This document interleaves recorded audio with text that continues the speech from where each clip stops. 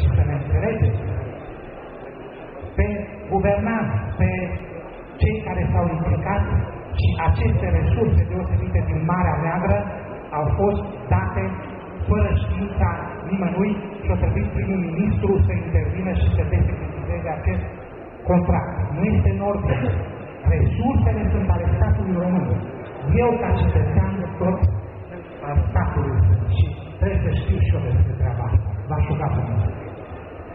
Bună ziua, în primul rând aș vrea să vă spun că nu suntem mandatați, nici eu, nici colegul meu, domnul inspector Miron, de la Inspectoratul Teritorial, să vorbim numele agenției, deci să vorbim despre numai tot.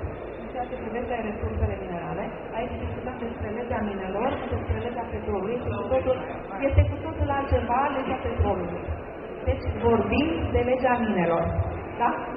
Deci nu avem nicio legătură noi cu petrolul. Ca să știți, aveți dreptate. Conform aveți dreptate, sigur că da.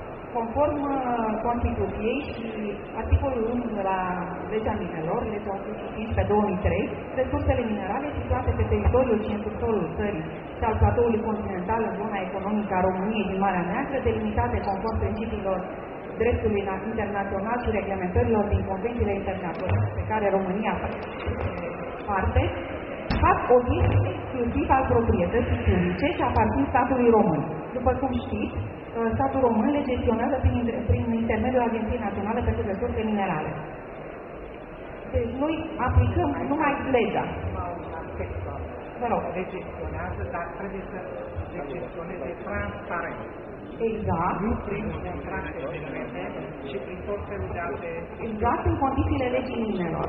După cum știți, legea anterioară, al 61, pe articolul 46, au fost date în concesiune, pe articolul 46, cu drept de preemțiune acelor societăți care lucrau la vremea respectivă.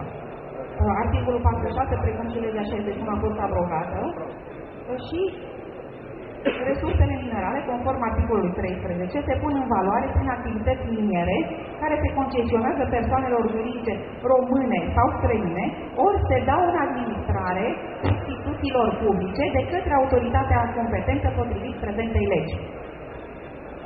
În ceea ce privește regimul de punere în valoare a resurselor minerale, conform legii minelor, se fac prin scoaterea la concurs public de ofertă. Deci un perimetru este propus și scos la concurs public de ofertă. Deci